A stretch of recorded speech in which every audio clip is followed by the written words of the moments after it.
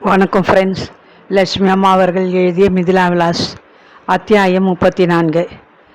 சகோதரர்களுடன் ஆசுத்தீர சச்சரவிட்டு விடுவது என்று கங்கணம் கட்டி கொண்டு வந்திருப்பவன் போல்தான் தோன்றியது சந்திரசேகரனின் விபரீதமான போக்கு. எந்த சிறு விஷயத்திற்கும் அவன் தன் சகோதரர்களுடன் ஒத்துப்போக மறுத்தான்.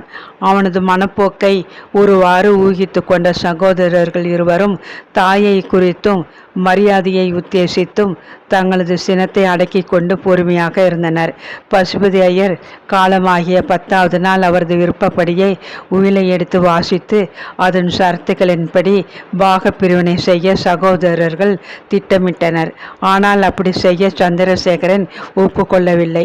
கம்பெனி கணக்குகளை ஆராய்ந்து முடிவு செய்த பின்புதான் பாக பிரிவினை செய்ய வேண்டும் என்று தடை உத்தரவு போட்டுவிட்டான். முதலில் பாக பிரிவினைக்காக துடித்து கொண்டிருந்த அவன் தானாகவே அதை பற்றி தள்ளி போட விரும்புவதன் மர்மம் மற்றவர்களுக்கு புரியவில்லை. எனினும் மீண்டும் ஒரு சண்டையை ஆரம்பிக்க விரும்பாத அண்ணன் தம்பிகள் இருவரும் சந்திரசேகரனின் இஷ்டத்திற்கு ஒத்து போனார்கள். பசுபதி ஐயர் மரணமடைந்து 15 தினங்கள் விரைந்தோடி சென்று விட்டன. இனிமேல் தங்களுக்கு அங்கே ஒரு வேலையும் இல்லை என்று உணர்ந்த பந்துமித்திரர்கள் பெரியவருடைய காரியங்கள் நடந்தேறிய மறுதினத்திலிருந்து ஒருவர் பின் ஒருவராக ஊருக்கு கிளம்பி செல்ல ஆரம்பித்தனர். பசுபதி ஐயர் மரணமடைந்தால் என்ன, தற்காலிகமாக கல்யாணம் நின்றுவிட்டது, அவ்வளவுதானே, எப்படியும் சில மாதங்களில் தானே நடக்கப் போகிறது என்று திடமாக நம்பியிருந்த கோமதி அம்மாள் மிதிலா விலாசத்தை விட்டு ஊருக்குடனே போவதாக முதலில் உத்தேசிக்கவில்லை. ஆனால் அன்றைக்கு சகோதரருக்குள் சண்டை இருந்த பின்பு மீண்டும் நடந்த அந்த சண்டையை கண்கூடாக கவனித்த பின்பு அவள் தனது உத்தேசத்தை மாற்றிக்கொள்ள நேர்ந்தது. மாமியார் மைத்துனர் என்று ஒருவரையும் மதிக்காது அன்றி இரவு ஆத்திரத்துடன் கத்திய அந்த மைதிலிக்கு தனது கோபத்தை கோமதி அம்மாள் பக்கம் திருப்பி, எத்தனை நேரம் செல்லும், உங்களுக்கு இங்கே என்ன வேலை, மாத கணக்காக முகாமிட்டு கொண்டிருக்க வெட்கமாயில்லை, நீங்கள் வந்த வேலை அழகாக தான் இருக்கிறது என்று ஏதாவது மரியாதை குறைவாக 4 பேர் முன்னிலையில் அவள் பேசிவிட்டால் அவளை தடுப்பவர்கள் மிதிலா விலாசத்தை எஜமானி தர்மாம்பாள் யார்? அவளிடம் படும் பாட்டில் கோமதி அம்மாள் எந்த மட்டில்? இப்படியெல்லாம் பலவாறு எண்ணிக்கையில் அடைந்த கோமதி அம்மாள் நீடித்து அங்கே தங்க விருப்பமின்றி பம்பாய்க்கு புறப்பட்டாள். நோயாளி ஆனால் என்ன, வயோதிகர் என்றால் என்ன?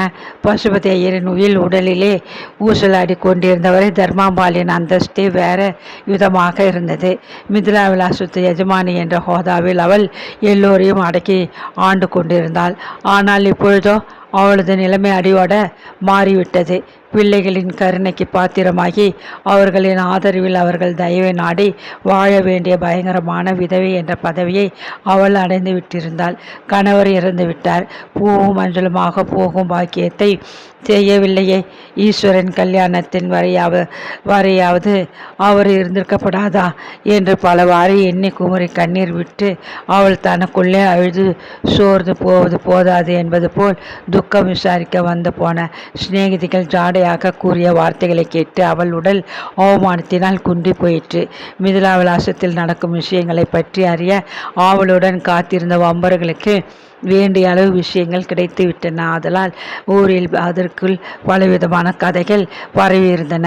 பிறர் நம்மை கண்டு பிரமிக்க வேண்டும் என்றெல்லாம் ஆசைகள் பல கொண்டிருந்த தர்மாம்பாளுக்கு ஊரார் கைகொட்டி சிரிக்கும்படி காரியங்கள் நடந்துவிட்டனவே என்று மகத்தான துக்கம் உள்ளத்தை வாட்டி வதைத்து கொண்டிருந்தது. 15 தினங்களில் திடீரென்று 15 வருஷங்கள் வயோதிகத்தின் தளர்வை அதிகம் உணர ஆரம்பித்தாள். ஆனந்தமான வாழ்க்கையினால் வளமை பெற்றிருந்த அவளது தங்க நிறமேனி வாடி இழைத்து கருத்து உருக்குலைந்து காணப்பட்டது. உடலும் மனமும் தளர்ந்து பசியினால் வாடி சோர்ந்து கூண்டில் எழுந்து நடக்க சக்தியற்று கிடக்கும் கிழசிங்கத்தை போன்று தனது அறையை விட்டு வெளிவர மனமின்றி தர்மாம்பாள் அஞ்ஞாத வாசம் செய்து கொண்டிருந்தாள்.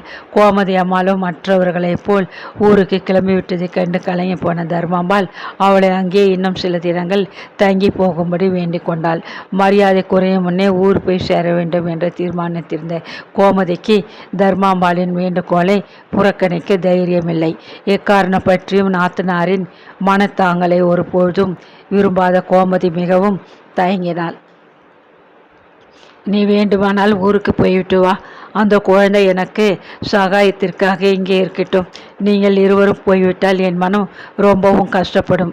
மேலும் அவள் இந்த வீட்டு பெண் என்று நிச்சயப்படுத்தியாயிற்று. இந்த வீட்டிலே அவள் இனி இருக்க வேண்டியவள் தானே என்றாள் தர்மாம்பாள் தூக்கத்துடன். கடைசியாக அவள் கூறிய அந்த வார்த்தைகள் கோமதியின் நம்பிக்கையை நன்றாக ஊர்ஜிதம் செய்யவே நாத்தனாரின் வார்த்தைகளை தட்ட முடியாது. கிர்ஜாவை மட்டும் அங்கேயே விட்டுவிட்டு தான் மட்டும் தனியே பம்பாய்க்கு புறப்பட்டு சென்று விட்டாள்.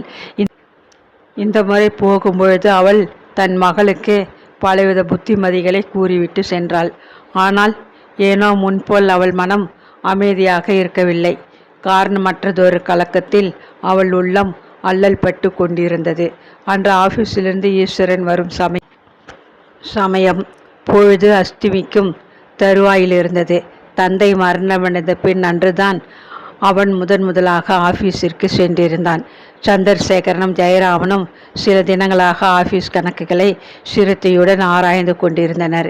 எந்த சிறு விஷயத்திற்கும் சந்தேகமும் அதிக முன்னெச்சரிக்கையுமாக சந்திரசேகரன் கணக்கு புஸ்தகங்களை புரட்டி ஆராய்வதை காண ஈஸ்வரனுக்கு அருவருப்பாக இருந்தது. அப்பாதான் ஒரு உயிலை எழுதி வைத்துவிட்டு போயிருக்கிறாரே, அதன்படி சொத்துக்களை பிரித்து கொண்டால் போகிறது. ஏன் மண்டையை உடைத்து கொண்டு பழைய கணக்கு புத்தகங்களை புரட்ட வேண்டும்? அண்ணன் தம்பிக்குள் அவ்வளவு கண்டிப்பாக இருக்க வேண்டுமா என்ன? எவ்வளவோ சம்பாதித்தார், சேர்த்தார், ஆண்டு அனுபவித்தார். கடைசியில் பசுபதி ஐயர் அவ்வளவையும் விட்டு விட்டு தானே போனார். தலையில் சுமந்து கொண்டு வானுலகத்திற்கு பறந்து விடவில்லையே. இன்றைக்கு போனால் நாளைக்கு ஒரு நாள் என்று வாழ்க்கை நிச்சயமற்றதாக இருக்கையில் ஏன் இப்படி பணம் பணம் என்று பறக்க வேண்டும்?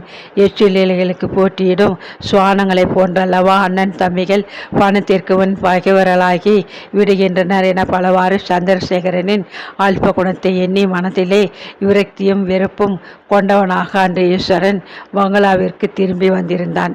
எஜமானர் சிறந்த சில தினங்களே சென்றிருந்ததாகையால் அவரது ஞாபகத்தை மதிக்கும் நிமித்தம் வாயிற்புறத்து இரு பக்கமும் வரிசையாக இருந்த பிரகாசமான விளக்குகள் ஏற்றப்படாமல் இருந்தன. முன்ஹாலில் மட்டும் மங்களாக எரிந்த மின்சார விளக்கினால் அந்த பெரிய பங்களாவை ஜோதிமயமாக்க முடியவில்லை. மாடிப்படிகளில் சந்தடி செய்யாது நடந்து தனது அறைக்குள் சென்ற ஈஸ்வரனுக்கு பங்களாவை வியாபித்து நின்ற அந்தகாரம் துக்ககரமான சிந்தனையை தூண்டிவிட்டது. ஆடைகளை களைந்துவிட்டு வேற்றுடை உடுத்தி கொண்டு வராந்தாவில் வந்து நின்ற அவன் சுற்றிலும் வெறித்து பார்த்தான். வழக்கமாக வராந்தாவின் மறுகோடியில் எரியும் விளக்கு கூட அன்று ஏற்றப்படவில்லை. வீட்டில் இருந்த அனைவரும் எங்கேயோ புறப்பட்டு சென்று விட்டதை போன்று மனித அரவமே இன்றி மாடி முழுவதும் நிசப்தத்தில் மூழ்கியிருந்தது. வராந்தா மீது மெல்ல நடந்து சென்ற அவன் முழுவதும் சாத்தப்படாத கதவிடிக்கின் வழியே தாயாரின் அறையை எட்டி பார்த்தான். சுருண்டு படுத்திருந்த அந்த உருவத்தை கண்டதும் துக்கம் நெஞ்சை பலமாக அமுக்க அங்கிருந்து திரும்பி மறுபுறம் சென்றான். அடிமேல் அடி வைத்து வராந்தாவின் மேல் நடந்து சென்ற அவன் தன்னையும் அறியாது அந்த அறைக்குள் கதவை திறந்து கொண்டு சென்றான். அந்த அறைக்குள் மட்டும் பிரகாசமானதொரு விளக்கை எரிந்து கொண்டிருந்தது. அறையின் நடுவே வந்து நின்ற ஈஸ்வரன் பித்தம் பிடித்தவனைப் போல் தன்னை சுற்றிலுமுள்ள ஒவ்வொன்றையும் ஊன்றி பார்த்து கொண்டு நின்றான். சுவரோரமாக இருந்த கண்ணாடி அலமாரியில் தட்டுகளில் வரிசையாக வைக்கப்பட்டிருந்த மருந்து புட்டிகள், அந்த சிறு வெள்ளிக்கிண்ணம் எல்லாம் பார்க்க பார்க்க அவனது துன்ப நினைவுகளை தீவிரமாக தூண்டிவிட்டன. 1.5 வருஷமாக பொறிவியின் பூஷணமாக நோயுடன் போராடி கொண்டிருந்த அருமை தந்தை படுத்திருந்த கட்டில் அப்படியேதான் கிடந்தது. அதன் அருகே வந்து நின்ற ஈஸ்வரனுக்கு அதற்கு மேல் துக்கத்தை கட்டுப்படுத்த முடியவில்லை. தந்தை இறந்து விட்டார் என்ற உண்மையை அறிந்ததிலிருந்து அன்று வரை அவனது உள்ளத்தை ஆட்சி புரிந்து வந்த வைராக்கியம் திடீரென்று அவனிடமிருந்து அகன்று விடவே பசுபதி ஐயரின் செல்ல புதல்வன் திடம் குலைந்தவனாக சுருட்டி வைத்திருந்த படுக்கை மீது சாய்ந்து கொண்டு கட்டிலின் மேல் சற்றென்று உட்கார்ந்து விட்டான். அப்பா அப்பா என்று சோக பெருமூச்சுடன் அரற்றிய அவனது கண்களை கண்ணீர் மறைத்து கொண்டது. தந்தையின் பிரிவை மனப்பூர்வமாக உணர்ந்து வேதனையுற்ற வண்ணம் அந்த துன்ப நினைவில் தன்னை மறந்து அவன் எவ்வளவு நேரம் அப்படியே உட்கார்ந்திருந்தானோ அவனுக்கே தெரியாது. கூப்பெண்ண மல்லிகை மலரின் முகத்தில் வீசுவதை உணர்ந்த அவன் தலை நிமிர்ந்து பார்த்தான். சந்தடியை செய்யாது அறைக்குள் வந்திருந்த தேவிக்கு தோட்டத்தில் மலர்ந்த மல்லிகை மலர் மாலை ஒன்றை படுக்கை எதிரே மாட்டியிருந்த பசுபதி ஐயன் புகைப்படத்திற்கு அணிவித்து கொண்டிருந்தாள். இமைகளை நினைத்த கண்ணீர் துளிகளை அவசரமாக துடைத்து கொண்ட ஈஸ்வரன் தொண்டையை கனைத்து கொண்டான். தைரியமும் குறைந்து பச்சிளம் குழந்தையைப் போல் துக்கத்தில் தடுமாறிய தன்னை அந்த நிலையில் அவள் கண்டுவிட்டதை குறித்து அவனுக்கு கொஞ்சம் அவமானமாகத்தான் இருந்தது. எனினும் அதை வெளியே காட்டிக்கொள்ளாமல், நீ வந்தது கூட எனக்கு தெரியவே தெரியாது, ஒரே தலைவலி என்றான் எதேச்சையாக பேசுகிறவன் போல். சிவந்த அவன் கண்களும் சோகத்தின் சாயை படிந்த அவனது முகமும் அவளது மனத்தை வாட்டி நின்ற துக்கத்தை பிரதிபலித்து கொண்டிருந்தது. தேவகி அறியாதிருக்கவில்லை. ஈஸ்வரன் தனிமையிலே அனுபவித்த அந்த துக்கம் அவளது நெஞ்சை மிக்க வேதனை செய்தது. ஏதோ யோசனையாக இருந்தீர்களே என்று சப்தமிடாது வந்தேன். நீங்கள் ஆஃபீஸிலிருந்து வந்திருப்பது இங்கே நான் வந்த பொழுதுதான் தெரியும். தலைவலி என்றீர்களே, போய் காஃபி போட்டு கொண்டு வருகிறேன் என்று வாஞ்சை மிக்க மெல்லிய குரலில் கூறியவள் பதிலை எதிர்பாராது கீழே இறங்கி சென்றாள். தேவிக்கு அதிகம் ஒன்றும் கூறவில்லை. அதுவும் அவளது மனத்தை வாட்டிய துயரத்திற்கு சம்பந்தமற்ற 2 வார்த்தைகளை பேசிவிட்டு கீழே சென்றாள். எனினும் ஏனோ அவனுக்கு அந்த வார்த்தைகள் அதிசயமானதொரு ஆறுதலை அளித்தன. பசுபதி ஐயரை போன்று தேவிக்கியும் விசித்திரமானதொரு பிறவிதான். ஈஸ்வரன் மன கஷ்டத்தை விரைவில் புரிந்து கொண்டு வெளிப்படையாக வாயால் கூறாது தான் அறிந்து கொண்டதை அவள் புரிந்து கொள்ளும்படி செய்துவிட்டாள். என்ன ஆச்சரியம்! சிறிது நேரம் வியப்புடன் அறைக்குள்ளே நின்று கொண்டிருந்த ஈஸ்வரன் ஏதோ நினைத்து கொண்டவன் போல் கீழே இறங்கி வந்தான். வாயிற்புற முன் ஹாலை தவிர முன்கட்டு தாழ்வாரம் முற்றம் எங்கும் ஒரே இருள்மயமாக இருந்தது. பாலைவனத்தின் நடுவே காணும் ஜீவ பூமியை போன்று பின்கட்டிடத்தை சூழ்ந்து நின்ற அந்த காரத்தின் நடுவே சமையல் அறையில் மட்டும் பிரகாசமாக விளக்கு என்றும் போல் அன்றும் எரிந்து கொண்டிருந்தது. வேகமாக பம்பரத்தை போன்று நிற்காது வேலை செய்து கொண்டிருந்தாள் தேவகி. பொங்கி வழியும் தருவாயில் இருந்த பாலை அடுப்பிலிருந்து இறக்கி வைத்தாள். குடத்து நீரை கெட்டிலில் நிரப்பி அடுப்பிலே ஏற்றினாள். தரை மீது கிடந்த காய்கறி குப்பியையும் பெருக்கி சுத்தமாக்கிவிட்டு அவசரமாக கைகளை அலம்பிக் கொண்டாள். நாழியாகிவிட்டதே, சமையல் சீக்கிரமாக வேண்டுமே என்ற யோசனையுடன் திரும்பிய அவள் சங்கோஜத்துடன் நின்று விட்டாள். குப்பென்று கன்னங்கள் 2 சிவக்க நெஞ்சும் பதற கண்களை தாழ்த்தி கொண்டு எரியும் அடுப்பை கிளறி விடுபவள் போல் தலையை குனிந்து கொண்டாள். காரணமற்றதொரு உற்சாகத்தில் இருதயம் படபடவென்று அடித்து கொண்டது. கண் கொட்டாத புன்னகையுடன் அவளையே பார்த்து கொண்டு நின்ற ஈஸ்வரன் சகஜமான குரலில், உனக்கு சிரமம் கொடுக்க வேண்டாம் என்று நானே கீழே இறங்கி வந்து விட்டேன் என்று கூறிவிட்டு உல்லாச நகையுடன் மேலும் வந்து கொண்டிருந்தான். ஆவி பொங்கிய காஃபியை டம்ளரில் நிரப்பிக் கொண்டிருந்த தேவகியின் கரங்கள் உணர்ச்சி வசத்தால் நடுங்கின. பதில் அளிக்காத பாத்திரத்தை அவனிடம் கொடுத்துவிட்டு அடுப்பை கவனிப்பவள் போல் மறுபுறம் திரும்பி கொண்டாள். அவன் ஜன்னல் மீது உயரமாக சாய்ந்து கொண்டு தேவகி அளித்த அந்த சூடான பானத்தை பருகியபடி அவளையே பார்த்து கொண்டு நின்றான். குழம்பி போன அவனது மனத்திற்கு ஆறுதலையும் சாந்தியையும் அளிக்க முன்வந்தது போல் பன்னீர் மலரின் மனத்தை சுமந்து கொண்டு வந்த தென்றல் இனிமையாக தோட்டத்தில் நின்று உள்ளே வீசி கொண்டிருந்தது. இந்த வீட்டிலே வேற ஒருவரும் இல்லையா?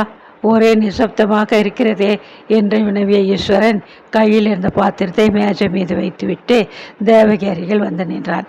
திடுகிட்டு நிமிர்ந்து பார்த்த தேவகி, இல்லை, மாமியாரை விட்டு வெளியே வருவதே இல்லை. மாடியிலே சதா இருக்கிறார். அம்மாஞ்சிகள் இருவரும் ஆஃபீஸிலிருந்து வரவில்லை. மைதிலி மன்னி சிநேகிதி வீட்டிற்கு போயிருக்கிறார். சியாமலா மன்னி குழந்தையை எடுத்துக்கொண்டு டாக்டர் வீட்டுக்கு போயிருக்கிறார் என்ற படப்புடப்போடு கூறிவிட்டு குரலை தாழ்த்தி கொண்டு, கிரிஜா கூட ஏதோ வாங்க வேண்டுமென்று கடை தெருவுக்கும் போயிருக்கிறாள் என்று நிறுத்தினாள்.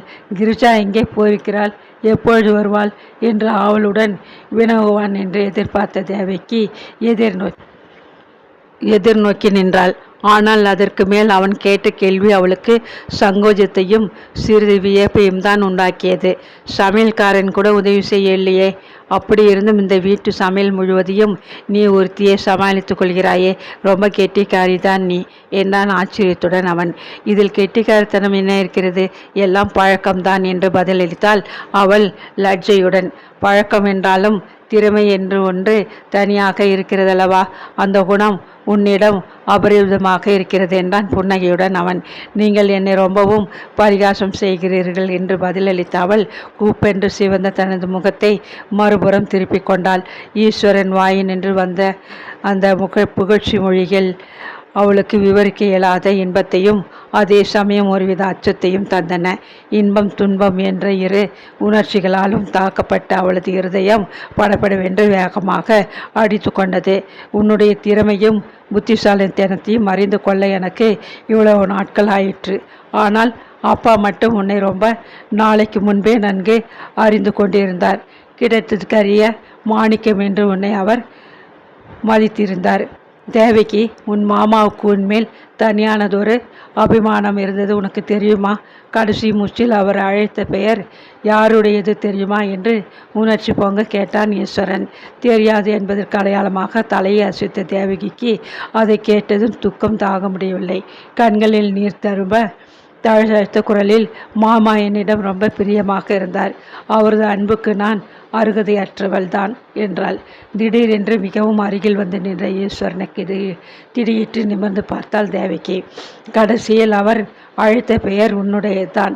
அவரது சிந்தனையின் முடிவு வரை வியாபித்து நின்றவள் தேவகி தான் தெரியுமா என்று பெருமூச்சிருந்த ஈஸ்வரன் சற்றென்று, ஏன் தேவகி, உனக்கும் மாமா மேல் அன்பு உண்டல்லவா என்று கேட்டான் புதிர் போடுவது போல். ஆமாம் என்று தலையசைத்த தேவிக்கு குழப்பத்துடன் அவனை பார்த்து விழித்தாள். அப்படியானால் அவரது அன்பு உள்ளத்திலே ஏற்பட்ட ஒரு ஆசையை நீ நிறைவேற்ற வேண்டி வரும். உன்மேல் எத்தனை அன்பு உண்டோ அத்தனை அன்பு அவருக்கு என் மேலும் உண்டு. அவரது அன்புக்கு உகந்த நாம் இருவரும் ஒன்றுபட்டு வாழ வேண்டும் என்பது அவரது உள்ளத்து ஆசை. அந்த ஆசையை நிறைவேற்றி வைக்க நான் துணிந்து விட்டேன். அதற்கு உதவி செய்ய வேண்டியது உனது கடமை தேவகி. இங்கே பார், உன்னை கல்யாணம் செய்து கொள்ள மனப்பூர்வமான ஆசையுடன் சித்தமாக இருக்கிறேன். சரி என்று நீ ஒத்துக்கொள்வதை உன் வாயால் கேட்க எனக்கு ஆவலாக இருக்கிறது. அப்பா இறந்து 1 மாதம் கூட ஆகவில்லை. அதற்குள் கல்யாண பேச்சு என்ன வேண்டி இருக்கிறது என்று உனக்கு எனது ஆவல் ரசக்குறைவாக தோன்றலாம். ஆனால் அப்பாவின் ஆத்மா நமது இந்த தீர்மானத்திற்கு பிறகுதான் சாந்தி அடையும் என்று நான் வெட்கத்தை விட்டு கேட்கிறேன் என்றான். அன்பு கனியும் கண்களால் ஆர்வத்துடன் தன்னை பார்த்து கொண்டு நின்ற அவனது முகத்தை ஏறெடுத்தும் பாராது, அம்மாஞ்சி, நீங்கள் இப்படி பேசுவது நியாயமில்லை. யார் காதிலாவது பட்டால் என் கதி என்னாகும்? யாரும் வருமுனே தயவு செய்து இங்கிருந்து போய்விடுங்கள் என்று கண்ணீர் வழிய தடுமாறினாள் தேவகி.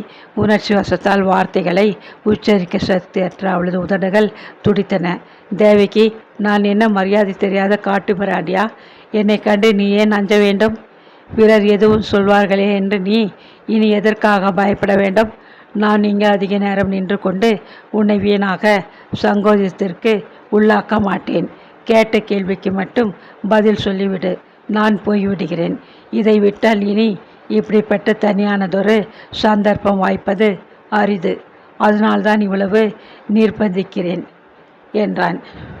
கன்னத்தில் வழிந்த கண்ணீரை துடைத்து கொண்ட தேவகி, நீங்கள் இப்படி பேசுவது தவறு. உங்களை நான் கல்யாணம் செய்து கொள்வது என்பது நடக்காது. ஏன் முடியவே முடியாது என்றால் துக்கத்துடன். ஏன் முடியாது? காரணம் என்ற அதிருப்தியுடன் வினவினான் ஈஸ்வரன். காரணங்கள் பல இருக்கின்றன. அவைகளை சொல்ல இல்லை. அம்மாஞ்சி, உங்களுக்கு புண்ணியம் உண்டு. இங்கிருந்து போய்விடுங்கள், கெஞ்சி கேட்கிறேன் என்று திணறிய தேவிக்கு விம்மி அழ ஆரம்பித்தாள். பச்சதாபம், துக்கம், ஏமாற்றம் என்ற பல உணர்ச்சிகளுக்கு ஒருங்கே அடிமையான ஈஸ்வரன் அவளது வேண்டுகோளை தட்ட முடியாமல் மனமின்றி வெளியே செல்ல திரும்பினான். குரோத கனலை கக்கும் கண்களால் வெறித்து பார்த்து கொண்டு துடித்த வண்ணம் வாயிற்படி அருகில் கிரிஜா நின்று கொண்டிருந்தாள்.